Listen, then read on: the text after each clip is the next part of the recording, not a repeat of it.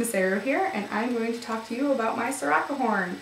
Alright, how I made this and how I made it stay and light and as detailed as I did is I used floral foam, which is really, get it anywhere. You can pretty much get it at like Michael's, Hobby Lobby. It's really cheap. I bought a whole bunch of blocks because I've used it before in the past, and it's kind of nice to have it on stock instead of having to run to the store. Alright, so what I did is I carved this out. I just, kind of went for it, and then I engraved these little details freehanded. This isn't really part of the Soraka art. It's something I added to it. I just thought it was prettier. So it's the same design, and they just mirror each other, and added a little more royalty to Soraka.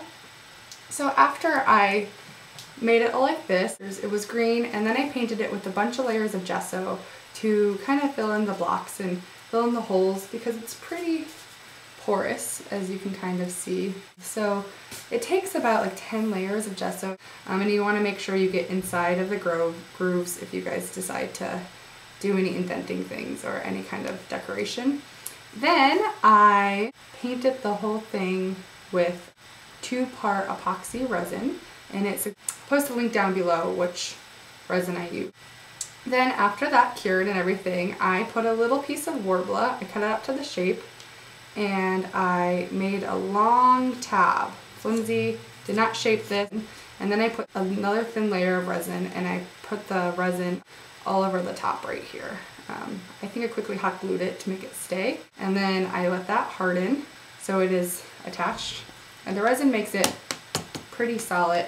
I mean, it's not unbreakable. If I wanted to snap it, I could, but it keeps it hard, and Then I spray painted everything to this gradient, and I hand painted the little golden parts in the middle. Then how it stays in on my face all day is I slide it underneath my wig and my wig cap. You can kind of feel it underneath them both.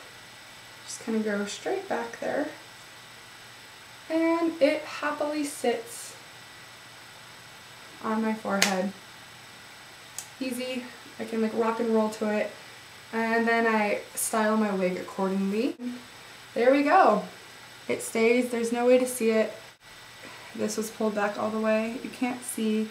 It stays flush to my skin. I think I cut it and like held it to make sure it's the right angle. I wanted it to come out from my forehead, but there you go. It's super simple. And if you have any questions, feel free to ask me below. Subscribe to my channel. I'll be doing more tutorials soon, and I hope this was helpful for all of you guys. Thank you so much. Yay!